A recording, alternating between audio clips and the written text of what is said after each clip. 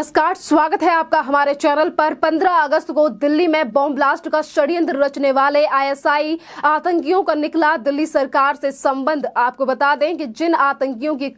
101 से 2 दिन पहले की गई थी गिरफ्तारी पंजाब और दिल्ली पुलिस की तरफ से, आज पुलिस ने किया है इन 4 आतंकी यानी कि आईएसआई के आतंकियों को लेकर बड़ा खुलासा कि जो आतंकवादी 15 अगस्त को लेकर रच रहे थे षड्यंत्र और करना चाहते थे बॉम्ब ब्लास्ट, उनका संबंध निकलकर सामने आया है आम आदमी पार्टी सरकार से कि किस तरीके से अरविंद केजरीवाल यानी कि दिल्ली के मुख्यमंत्री के करीबी विपिन झाकड़ के घर पर छुपे हुए थे। ये चारों आतंकी और विपिन झाकड़ ही कर रहे थे इन्हें छुपाने के लिए कोशिश। आपको बता दें कि जहां एक तरफ विपिन झाकड़ अरविंद केजरीवाल के काफी ज्यादा करीबी नेता हैं, आम आदमी पार्टी के नेता हैं, जिनकी फोटोज भी आज सोशल मीडिया पर अरविंद केजरीवाल के साथ वायरल हो रही हैं, जिन्होंने न सिर्फ आईएसआई के इन चारों आतंकियों को छुपने के लिए जगह दी बल्कि इन्हें लॉजिस्टिक और पैसों से भी सहायता की गई, जिस तरीके से बड़े खुलासे किए गए हैं पुलिस की तरफ से। आपको बता दें कि ये आम आदमी पार्टी सरकार को लेकर खड़ा होता है बड़ा सवाल कि अपने आप को कट्टर देशभक्त कहने वाले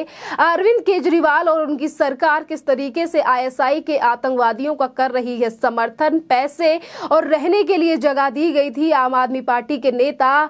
विपिन झाकड़ की तरफ से, जिसको लेकर आज भारतीय जनता पार्टी भी लगातार निशाना साध रही है दिल्ली की सरकार के ऊपर। और इससे पहले हम आपको ये भी बता दें कि जहां एक तरफ ये मामला खुलकर सामने आया है कि किस तरीके से ये 4 आतंकी किस तरीके से दिल्ली को दहलाने की कोशिश कर रहे थे जिस टाइम पर भारत में चल रहा है आजादी का अमृत महोत्सव, दूसरी तरफ किस तरीके से आईएसआई के आतंकवादियों का संबंध निकलकर सामने आया है अरविंद केजरीवाल सरकार से, जिसको लेकर आज सोशल मीडिया से लेकर तमाम जगहों पर अरविंद केजरीवाल सरकार के खिलाफ लोगों का गुस्सा नजर आ रहा है कि अपने आप को एक तरफ अरविंद केजरीवाल कट्टर देशभक्त कहते हैं तो वहीं दूसरी तरफ किस तरीके से आजादी यानी कि स्वतंत्रता दिवस वाले दिन आईएसआई के जो आतंकवादी थे ये किस तरीके से दिल्ली को दहलाने की साजिश चल रहे थे, बॉम्ब से लेकर तमाम चीजों को वो भारत में लाने की काम कर रहे थे। दिल्ली में छुपने का प्रयास जब इनकी तरफ से किया जा रहा है तो किस तरीके से आम आदमी पार्टी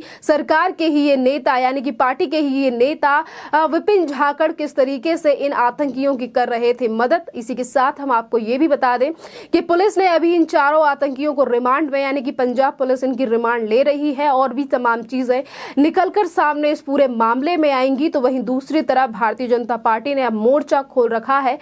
आम आदमी पार्टी सरकार के खिलाफ। आपको बता दें कि भारतीय जनता पार्टी के नेता यानी कि तजिंदर सिंह बग्गा ने भी सोशल मीडिया पर इस पूरे मामले को लेकर कई ट्वीट किए हैं और एक वीडियो भी बनाकर उन्होंने साझा किया है जिसमें उन्होंने आम आदमी पार्टी सरकार और दिल्ली के मुख्यमंत्री से सवाल पूछे हैं कि किस तरीके से बटला हाउस में हुए इनकाउंटर को भी फर्जी बताया गया था इसी दिल्ली सरकार की तरफ से, और वहीं किस तरीके से सर्जिकल स्ट्राइक को लेकर सवाल पूछे गए थे। और वहीं ये भी कहा गया है तजिंदर सिंह बग्गा की तरफ से कि किस तरीके से देश के खिलाफ माहौल रचने वाले और देश के खिलाफ नारे लगाने वाले और भारतीय सेना को रेपिस्ट कहने वालों को हमेशा ही आम आदमी पार्टी की तरफ से समर्थन किया गया। यानी इन तमाम चीजों का जिक्र किया गया अपने उस 2 मिनट के वीडियो में जिसमें तमाम निशाने साधे गए तजिंदर सिंह बग्गा की तरफ से दिल्ली के मुख्यमंत्री अरविंद केजरीवाल को लेकर, और वहीं विपिन झाकड़ को लेकर भी पूछा गया सवाल और कई बार उन्होंने दिखाई फोटो कि किस तरीके से विपिन झाकड़ और अरविंद केजरीवाल के जो रिश्ते हैं वो काफी ज्यादा अच्छे हैं।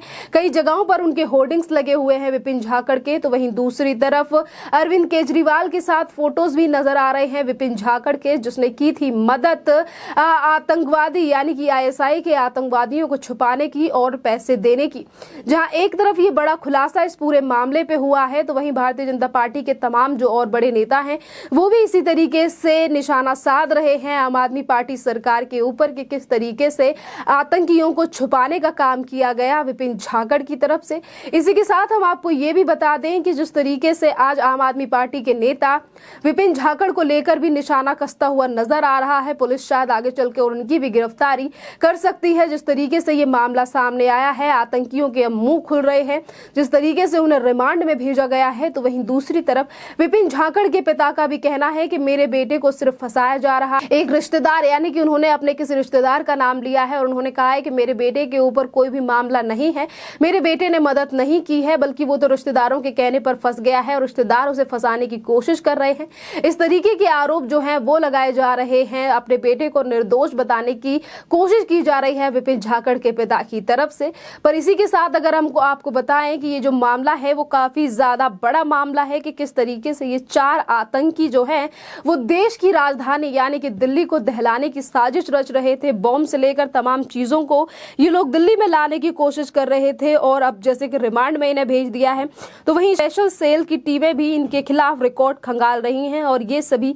किस वजह से दिल्ली में पनाह लिए हुए थे, क्योंकि जिन गैंगस्टरों के लिए लिंक हैं वो पाकिस्तान में बैठे आतंकी रिंदा के संपर्क में था। यानी कि किस तरीके से रिंदा यानी कि पाकिस्तान से इनके संपर्क निकलकर सामने आ रहे हैं। जिस तरीके से पुलिस इस पूरे मामले में तहकीकात कर रही है। आपको बता दें कि पुलिस ने यह भी बताया है कि विपिन झाकड़ जो हैं वो पैसों के साथ साथ लॉजिस्टिक की भी सहायता कर रहे थे और इन सभी को। और इसी के साथ ये भी खुलासा सामने हुआ है कि पंजाब पुलिस ने दिल्ली पुलिस के द्वारा जिले में छावला थाना क्षेत्र में एक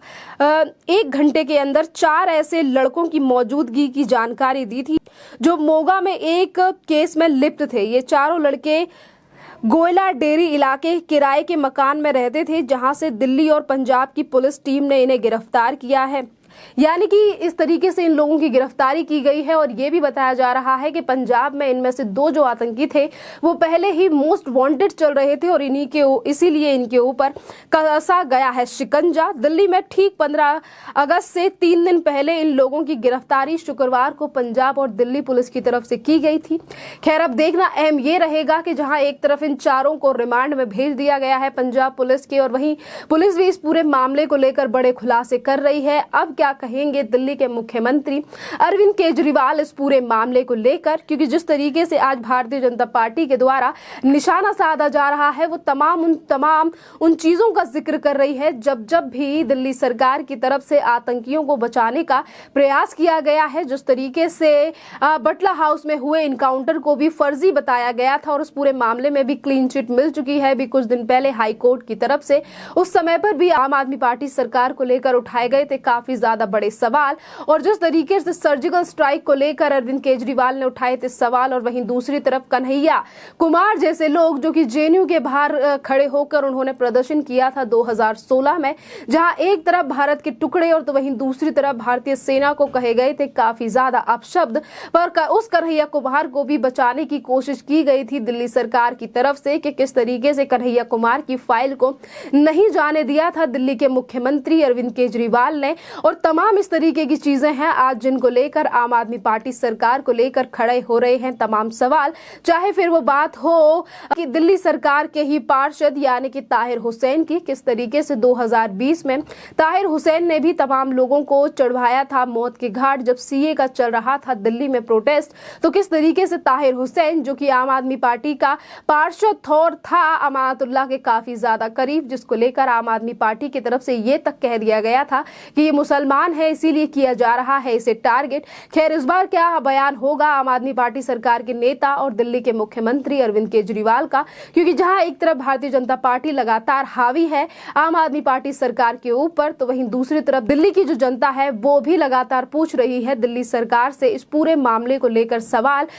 नेता है ये क्यों कर रहे थे आईएसआई के आतंकवादियों का समर्थन और क्यों दी गई थी छुपने के लिए जगह। खैर, इस मुद्दे पर आपका क्या कहना है आप हमें कमेंट करके जरूर बताइए। धन्यवाद।